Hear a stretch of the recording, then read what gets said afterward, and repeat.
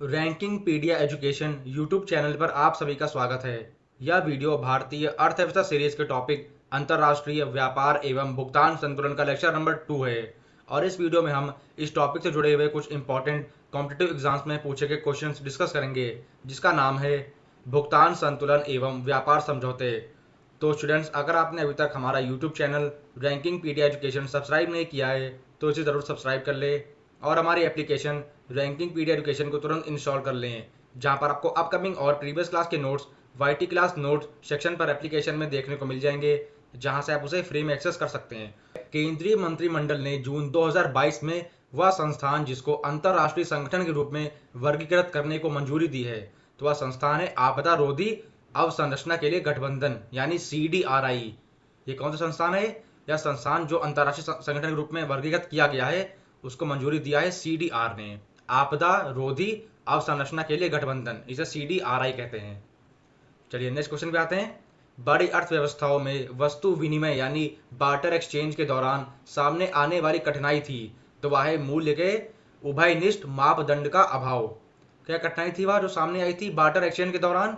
वह कठिनाई थी मूल्य के उभयनिष्ठ के दौरान जो मापदंड हुआ था उसका अभाव, उसकी कमी खली थी।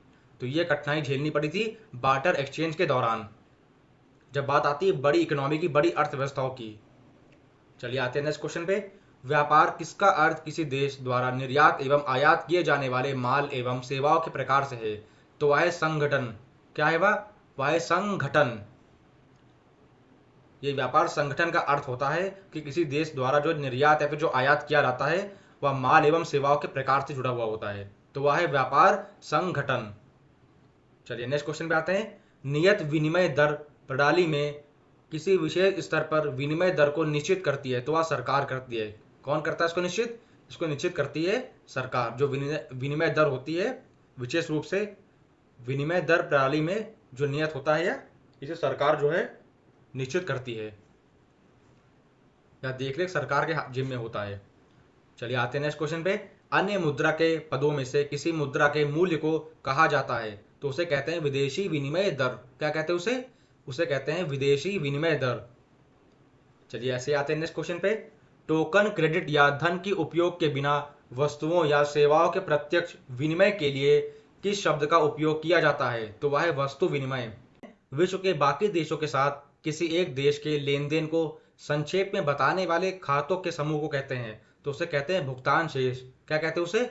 उसे कहते हैं भुगतान शेष।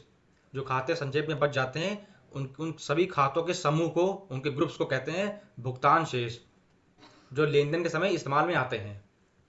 चलिए नेक्स्ट क्वेश्चन पे आते हैं। वस्तुओं के निर्यात और आयात का संतुलन यानी बैलेंस को संदर्भित किया जाता है, तो वह किया जाता है व्यापार संतुलन के रूप में। यानी बिजनेस के बैलेंस, उसको बैलेंस करने के लिए, व्यापार को संतुलित करने के लिए इसको संदर्भित किया जाता है, आयात और निर्यात के संतुलन को सभी वस्तुओं के लिए। चलिए नेक्स्ट क्वेश्चन पे आते हैं। भारतीय प्रधानमंत्री नरेंद्र मोदी ने एक देश में 3 भारतीय डिजिटल भुगतान ऐप्स लॉन्च किए हैं। उस देश का नाम है सिंगापुर। कौन सा देश है वह जहां पर प्रधानमंत्री मोदी ने 3 भारतीय डिजिटल भुगतान ऐप्स लॉन्च किए हैं? तो देश का नाम है सिंगापुर, या एक एशियाई देश है। चलिए नेक्स्ट क्वेश्चन पे आते हैं। नेशनल सिक्योरिटी डिपॉजिटरी लिमिटेड यानी NSDL संबंधित है, तो NSDL का संबंध है GDR से। किसे संबंध है NSDL का? इसका संबंध है GDR से। चलिए नेक्स्ट क्वेश्चन पे आते हैं। यदि किसी राष्ट्र का भुगतान संतुलन प्रतिकूल है, उस देश की सहायता करने वाला संस्थान है, तो उसे कहते हैं IMF, इंटरनेशनल मॉनिटरी फंड। इसका फुल फॉर्म होता है IMF का। I for international, M for monetary और F for fund, international monetary fund. या जो है यह एक संस्थान है जो सभी देशों की सहायता करता है पैसों के मामले में। चलिए नेक्स्ट क्वेश्चन पे आते हैं। व्यापार संतुलन से जुड़ा हुआ है, तो वह जुड़ा हुआ है वस्तु का शुद्ध व्यापार। जो वस्तुओं का शुद्ध व्यापार होता है वह जुड़ा हुआ है व्यापार के संतुलन से। चलिए नेक्स्ट क्वेश्चन पे आते हैं। एक देश के निवासी गण एवं शेष विश्व के बीच आर्थिक कार्यों का पूरा ब्यौरा परिभाषित किया जाता है, तो उसे करता है भुगतान संतुलन के रूप में। उसे परिभाषित करते हैं, उन पूरे ब्यौरे को परिभाषित किया जाता है भुगतान के संतुलन के रूप में। चलिए नेक्स्ट क्वेश्चन पे आते हैं। भुगतान संतुलन में निहित होता है? तो वह तीन चीजें होती है निहित भुगतान संतुलन में। पहला है दृश्य व्यापार, दूसरा है अदृश्य व्यापार और तीसरा है ऋण। ये तीन चीजें जो हैं निहित होती हैं भुगतान के संतुलन में। पहला है दृश्य व्यापार, दूसरा है अदृश्य व्यापार और तीसरा है ऋण। चलिए आते हैं नेक्स्ट क्वेश्चन पे। भुगतान संतुलन शब्द का प्रयोग किया जाता है तो इसका प्रयोग करते हैं आयात एवं निर्यात के संबंध में। एक्सपोर्ट और इंपोर्ट की जब बात आती है तब हम भुगतान संतुलन की बात करते हैं, इस शब्द का इस्तेमाल करते हैं भुगतान संतुलन का। चलिए नेक्स्ट क्वेश्चन पे आते हैं। भारत में भुगतान संतुलन के चालू खाते में सम्मिलित नहीं किया जाता है तो वह है अनिवासी भारतीयों की शुद्ध जमा।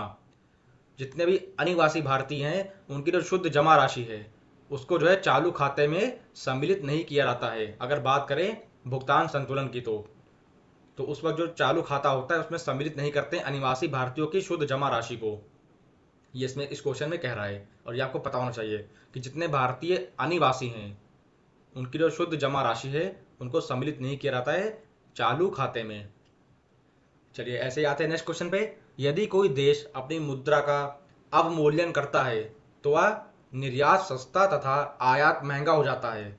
अगर कोई भी देश मुद्रा का अवमूल्यन करता है तो उस वक्त क्या होता है, उस वक्त निर्यात सस्ता हो जाता है और आयात जो है उसका महंगा हो जाता है। चलिए नेक्स्ट क्वेश्चन पे आते हैं। निम्न मद में भारत के चालू खाता शेष यानी करंट अकाउंट बैलेंस को प्रत्यक्ष तौर पर प्रभावित नहीं करता है तो वह है राजस्व आय। विदेशी मुद्रा विनियमन अधिनियम यानी फेरा के स्थान पर विदेशी मुद्रा प्रबंधन अधिनियम फेमा लागू किया गया था तो वह लागू किया गया था सन 1999 में। फेरा के स्थान पर जो फेमा लागू किया गया था, फेमा मतलब होता है विदेशी मुद्रा प्रबंधन अधिनियम, फेमा इसको जब लागू किया गया था फेरा की जगह पर तो वह सन था 1999। ये आपको पता होना चाहिए कि फेमा को लागू किया गया था फेरा के स्थान पर सन 1999 को। चलिए नेक्स्ट क्वेश्चन पे आते हैं। विदेशी मुद्रा भंडार के प्रबंधन को नियंत्रित करने वाले कानूनी प्रावधानों का उल्लेख भारतीय रिजर्व बैंक अधिनियम में है तो वह सन 1934 में किया गया था। उसका उल्लेख भारतीय रिजर्व बैंक अधिनियम में, वह वर्ष था 1934।